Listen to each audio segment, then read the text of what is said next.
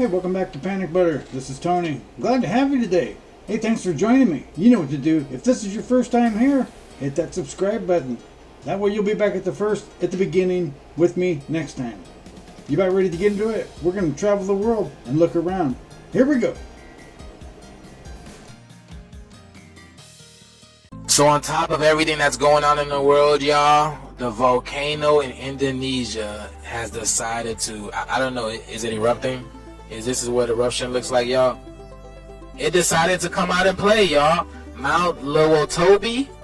This took place in the early hours of today. The volcano started smoking, and out of nowhere, the lava just started coming out. Unfortunately, there were some casualties in this, y'all. But look at that, y'all. You see what's happening all over the planet? There are things happening everywhere. The mud explosions, the floods, volcano, the tsunamis, the hurricanes, tornadoes in Oklahoma. So like I said, there have been some casualties and they barely even noticed, y'all. Like I said, it started smoking and then boom, it erupted. They had to increase the volcano's alert status to the highest level and more than doubled the exclusion zone to a 7-kilometer radius after midnight on Monday. The eruptions became more frequent, and this took place last night in the middle of the night, and this is happening right now, so not too many people are talking about it. But yeah, y'all, there's a lot going on in the world. Our nuns ran out in a panic under a rain of volcanic ash in the darkness. So as of right now, at least 10,000 people have been affected by this eruption. They're not telling us how, but that's a huge amount of people affected by this, y'all. With all this shift going on, I don't think we'll even have time to get GTA 6, let alone play it, y'all. But yes, y'all, volcanic eruption in Indonesia. Let me know what you guys think about this video. Let's continue to get this shift, y'all. Peace out. That's definitely strange stuff, huh? Very interesting to look at, if you are just sitting here watching it and not actually there. Crazy stuff everywhere. Let's move on. Here we go. I'd say you're looking at a 3 to 4 year old male, and when you go through the inches, there's no red on the inner tentacles. You do want to stay back mating season, these guys will.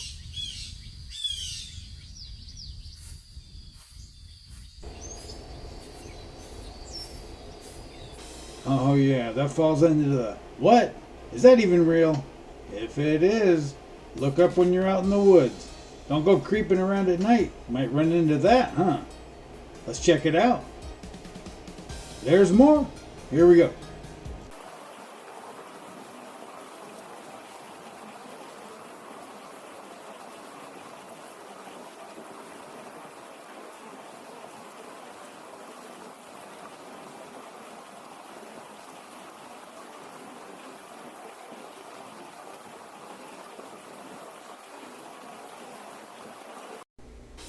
Oh yeah. Hey, that makes you want to go creep around in the woods, huh?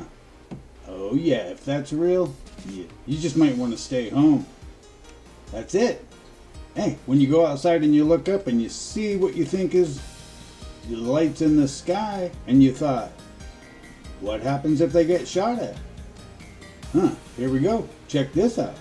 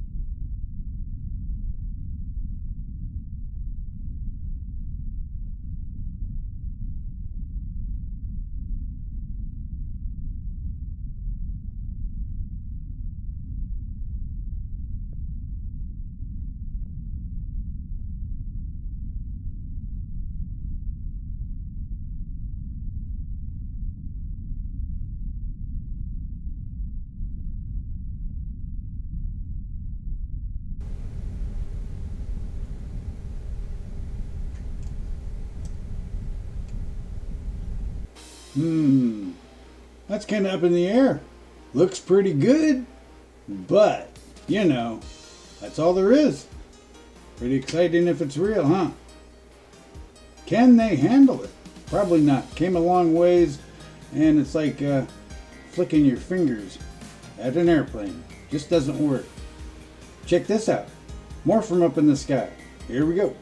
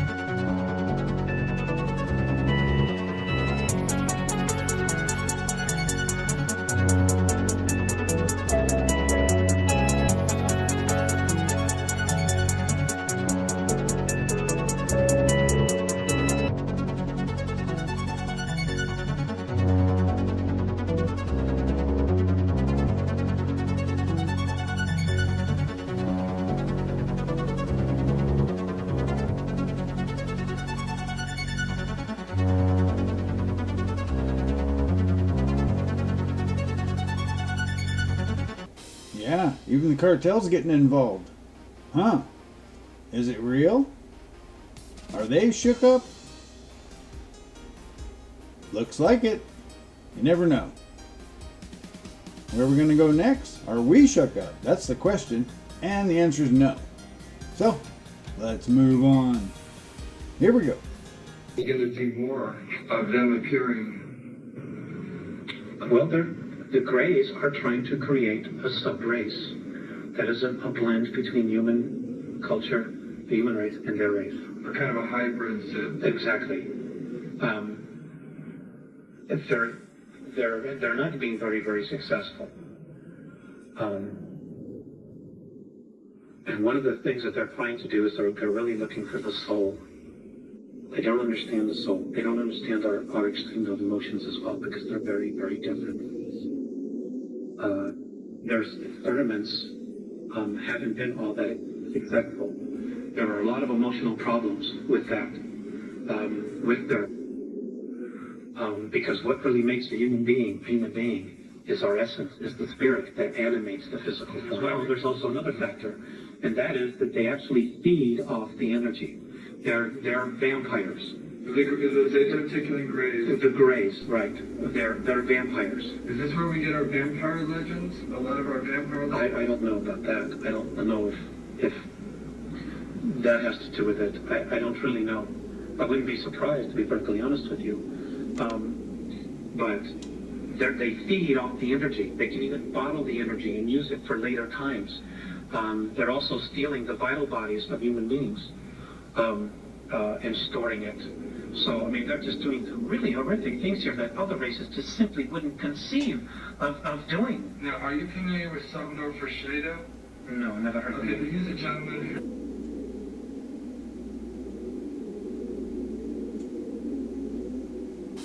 Yeah, huh? What? So, you've heard of the Greys. Have you ever heard of them out there being vampires? What do you think? Is it far-fetched? Or are you going to start seeing more and more alien vampires? I don't know. What do you think? Let's move on. Here we go. Have you heard of Project Cirrus? On the afternoon of October 13th, 1947, a B-17 aircraft penetrated a hurricane 450 miles east of Jacksonville and dumped 180 pounds of crushed dry ice into the storm, just to see what would happen. This was the first attempt to modify a tropical cyclone by seeding it with freezing nuclei. Vincent Schaefer of General Electric Laboratories discovered that by introducing dry ice into an environment with supercooled water, he could induce the water to freeze into ice. He realized that this could be done in the free atmosphere and could spur microphysical reactions that would alter the clouds and precipitation. GE Labs reached an agreement with the Naval Research Laboratory and Army Signal Corps, dubbed Project Cirrus, to carry out experiments where the Air Force aircraft would seed clouds and fog with dry ice to see what changes would occur.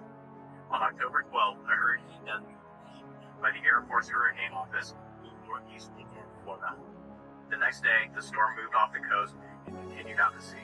This seemed an ideal case for Project Cirrus, as the hurricane was no longer interacting with land and would not affect anyone after the storm. That afternoon, the B-17s and a B-29 left Mobile, Alabama, and flew eastward to intercept the hurricane.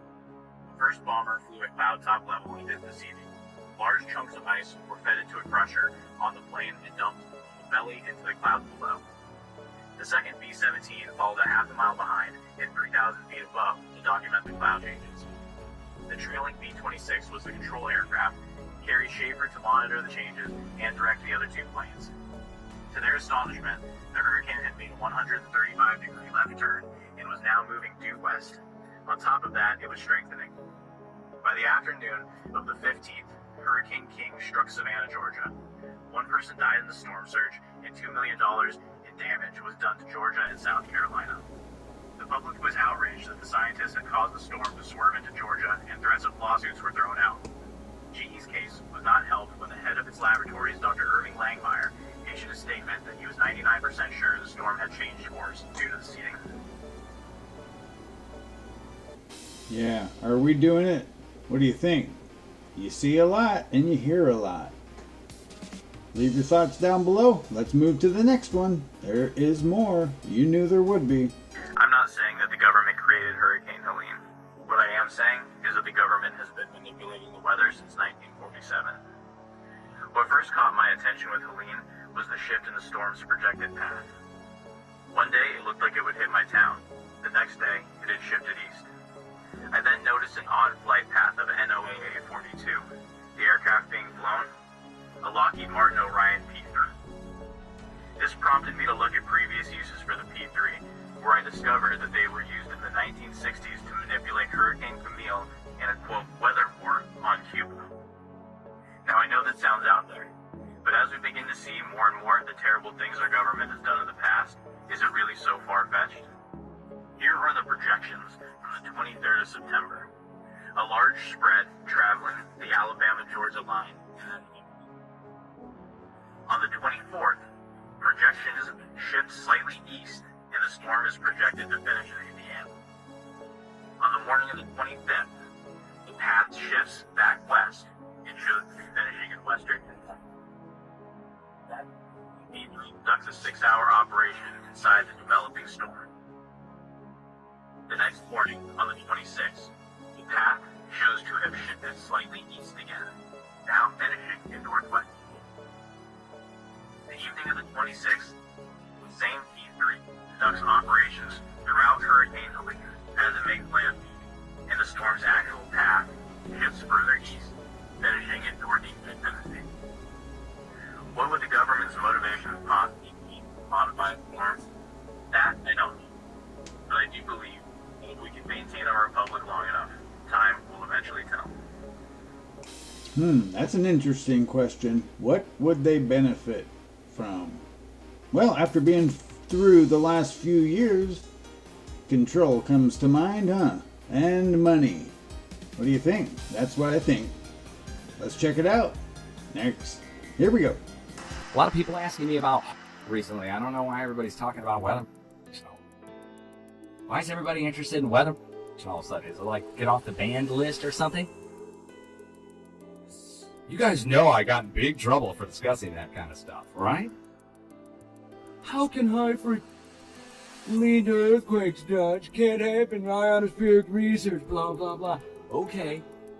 Most people don't know how a high-frequency facility, like, or what the Russians have, or you know the Europeans built 5 new HAARPs, and they're working on FM an FM like in your car radio, but at like 200 FM or so, or higher. And they built 5 of these arrays. Each one has thousands of antennas, not just 180 or 118 or whatever.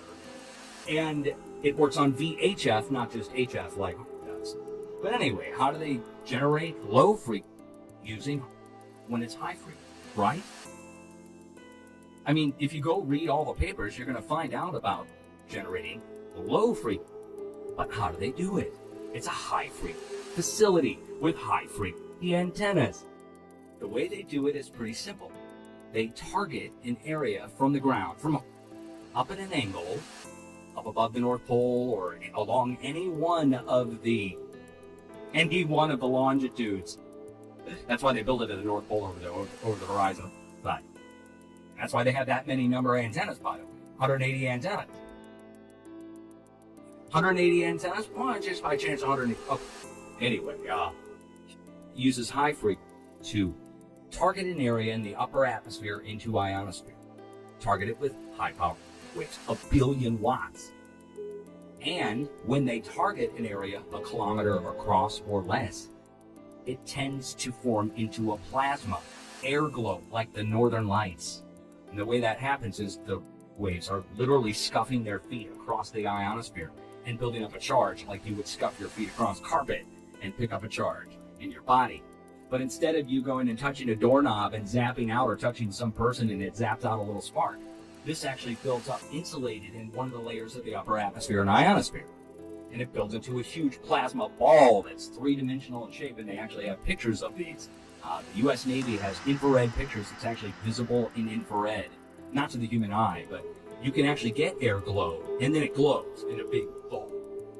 Anyway, this big ball that's many kilometers wide of electrons is very low frequency, and it vibrates out very low frequency, and even more ELF, extremely low frequency. And it vibrates like a bass drum up in the upper ionosphere. And they can tilt it by just manipulating the amount of power going through the antennas in the ground. And what that then does is it tilts the big bass speaker, vibrating out messages in very low frequency, or just a signal, and they can point it back down at the ground and look down with very low frequency, penetrate through the crust, and it reflects back like an underground pitch sword. That was the original intended use for by Bernard Eastland, who designed and holds the patents on it, for looking into the northern slopes of Alaska to look for oil deposits deep down in the crust without having to drill, because it's a big messy process of going out the northern slopes. It was destroying everything and people were worried about it, and they figured out a way to look. And once the military caught wind of this... Oh, that's a serious brain cramp, huh? A lot to think about. A lot going on. But if they are out there, what do they look like? Is it just what you've heard? What I've heard? Green, gray, you know the ones. Here's some. Check them out. Alien species, the Apunians. They are from Alpha Centauri. They were first documented by 4 Peruvian contactees in the 1950s. They are a Nordic-looking race, very attractive, basically like us humans. They follow the cosmic law of one. They claim that there is 1,019,000 civilizations in the universe. They work to transform negative energies and embrace species and consider themselves brothers and sisters to all. They have been focusing their attention on helping the poor regions in Peru. Their technology allows themselves to levitate by wearing special belts and wristbands. They can contact other worlds by the use of time bubbles. They are telepathic and can heal people with their thoughts. Huh. Interesting. Sounds like the kind of being you would like to run into. If, you're hurt, injured, need some stuff, whatever it is. But, are there more? You bet there are. Here, like this. Here we go. Alien hybrid race, the Susani. They come from a parallel reality that we perceive to be 300 years in our future. The humans there lost their way and destroyed their planet. They mutated into the Greys to survive, but could no longer reproduce and started to die out. They visit our reality and our timeline to harvest genetic material that has led to the creation of 7 different hybrid entities. The Susani are about 5 feet tall. They have thin bodies with larger heads. They have pale skin with smaller ears, smaller noses, and ears. The Susani are highly intelligent and emotionally balanced. The Susani believe in 5 laws. 1. You exist. 2. Everything is here and now. 3. The one is all and the all is one. 4. What you put out is what you get back. 5. Everything changes except the laws. In addition to collecting our genetic material, they have also come back to help transition present-day humans into a more joyful future. The Susni travel in triangular-shaped aircraft that is capable of time travel. Their ships are sentient AI that can be controlled telepathically. Yeah, I've seen a few of those, huh? They're all over the place. And there's more. You knew there would be. Here we go. Alien species, the Pleiadians. They hail from the Pleiades star cluster, aka the Seven Sisters, located in the Taurus constellation. They are indistinguishable from humans, although they are a bit taller. They are very Nordic looking. They are perfectly proportioned and beyond beautiful. They follow the cosmic law of one. They are spiritually advanced and use 100% of their brain capacity. They believe that the soul is a living library and records all events to the Akashic Records. The Akashic Records are a compendium of all universal events, thoughts, words, emotions, and intent ever to have occurred in the past, present, or future. The Pleiadians participate in the Melchizedek Starseed program, and they were one of many races who seeded Earth in the past. They have advanced technologies and can reverse the aging process and alter space and time. They are expert telepaths and have telekinetic abilities.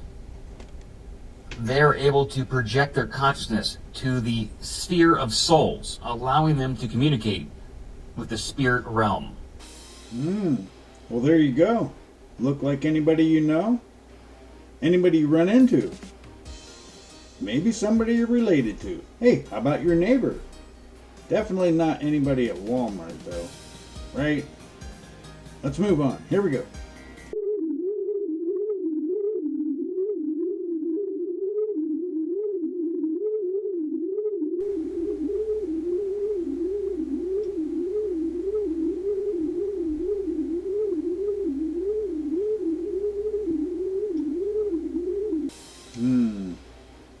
Not sure about that. Have to think about it. What do you think? Let's move on. Here we go. What if I told you an incredible UFO sighting just happened in China, and it's unlike anything we've seen before? On November 24th, 2024, an astonishing UFO sighting took place in China. A man captured what he describes as two massive, cylinder-shaped objects hovering silently in the sky. The first thing that stands out, the eerie stillness of these objects. Despite their size, they remain suspended, motionless against the sky. Their surface is a striking brown color, with vibrant lights that pulse and shift along the object's surface in precise, straight lines. These lights, green, red, blue, almost look like a code or message. Witnesses are left baffled, unable to determine whether this is a military craft, an elaborate hoax, or perhaps something from beyond our world.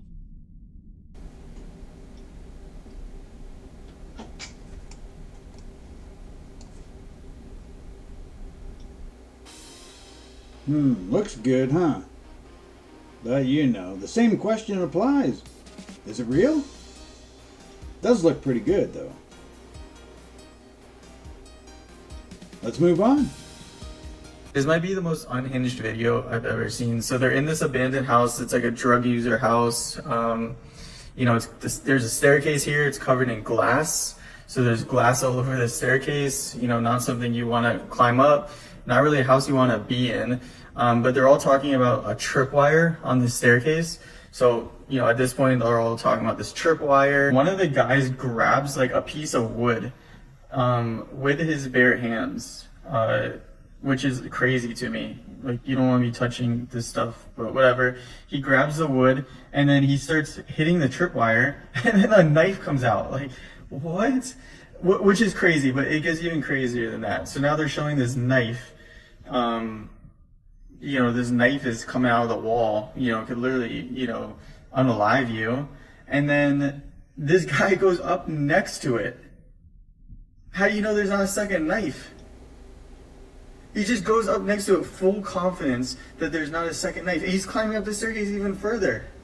How do you know there's not a second knife? You're getting so close to that knife. Like, if the house is booby-trapped once, who's saying it's not booby-trapped again? I don't know. Yeah, it gives a whole new meaning to urban explorer, huh? Pay more attention. Maybe take more than one person. Do it with the lights on. Look for the tripwires. You gotta be prepared. Don't want stuff like that to jump out at you. Here we go. Yeah, no. What are you doing? Trying to get us home faster. What? Excuse me, stewardess. Why is the plane doing this bendy thing? You mean following the curvature of the Earth? Map looks flat to me, so can you tell the pilot to fly straight? We're trying to get him. Amen. Johnny. Even though they try to paint you as dumb, you're one smart cookie. I want to take a closer look at said flight path. They were going from Barcelona, Spain, back to California. Now, doesn't that seem strange? That's a weird flight path. Like, why would you go up through Canada when you could just take a straight shot? Seems strange. Seems strange until you take an actual look at a map of the Earth you live in. And yes, that's right, I said in. And this isn't just some kooky flat Earth map. No, this is actually what the American School of Air used to use. This exact map. So the literal ones that pilots use. And that's a strange looking way to represent Antarctica if it's a continent at the bottom of the globe. Weird. Now if you draw a line from California to Barcelona on that flight school map, you see a straight line goes right through Canada. Kind of like they do up there. Interesting.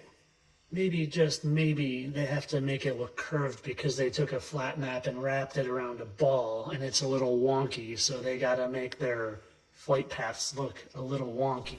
But of course, this is all just for entertainment. Johnny Lawrence is a moron, and anything he thinks, you just gotta be a moron to think. At least that's what they want you to think. Entertainment only. Well, there's something to think about, huh? Think about it every day.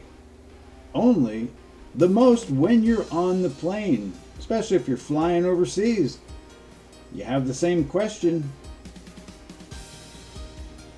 It's pretty funny. Let's move on. Here we go. Video you're about to see is the terrifying encounter with a solo urban explorer and what can be described as a monstrously strong entity. It gets so bad that the explorer has to call the police while trying to stop this creature from demolishing its way into the room. Watch this.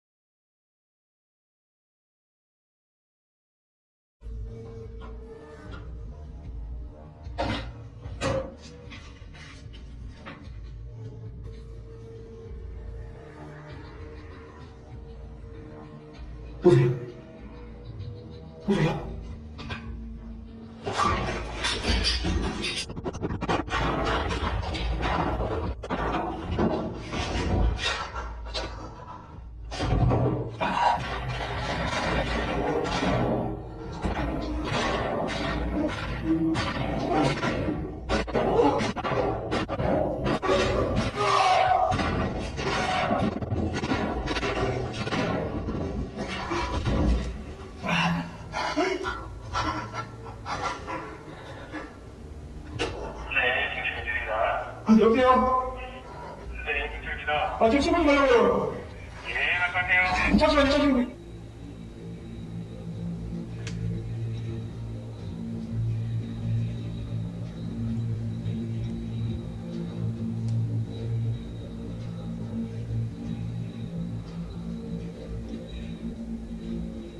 Don't forget to follow me for your dose of nightmare fuel. Yeah, lucky. Come on. Maybe he should have saw the video previously we saw. You know, with the knife. Make him think twice about doing stuff like that. Maybe not, though. What do you think? Let's move on. Here we go. Now this is definitely something you don't see every day. A duende in the clutches of a cat. This happened in Ecuador, and is actually very impressive footage. Pay close attention to the duende, pixie, fairy, little creature as it fights to free itself from the cat. Unfortunately, the cat broke the creature's arm and damaged its leg, but this brave little creature manages to break free from the cat and flies off at incredible speed. Watch this.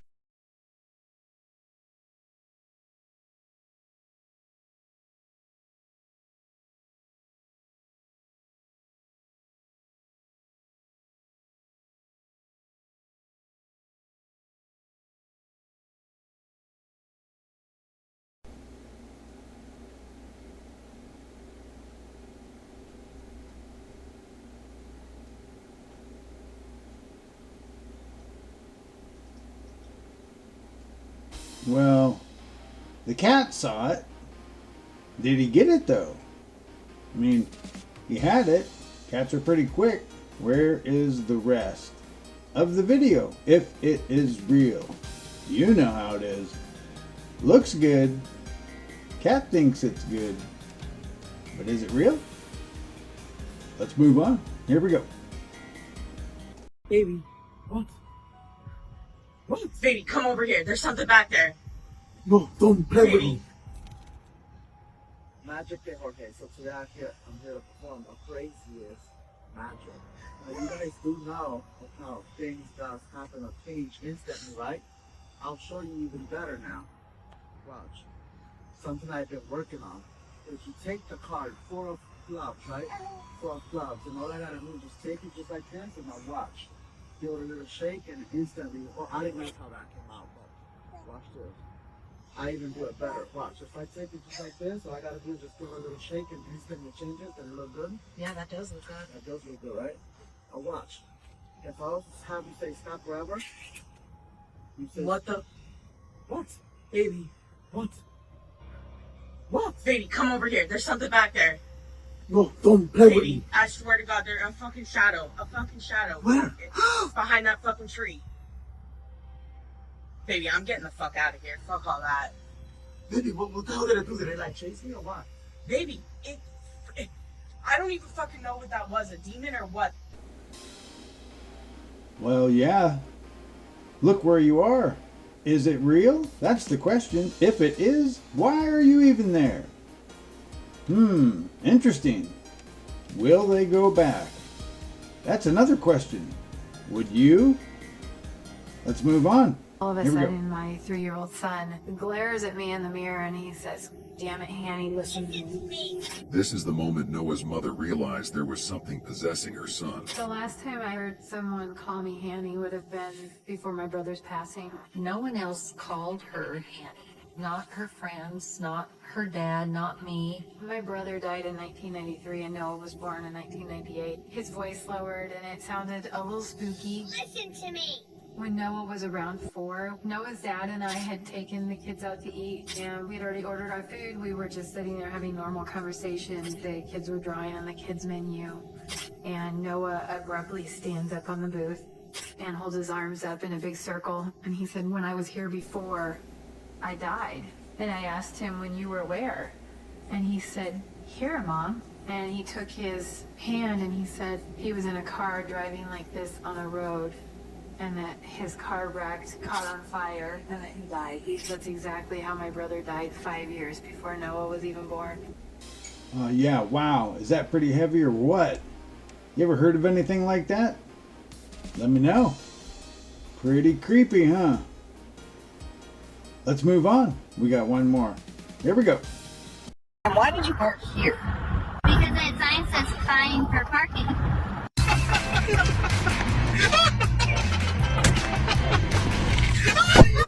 Yeah, what? Well, that's a wrap. See you at the next one.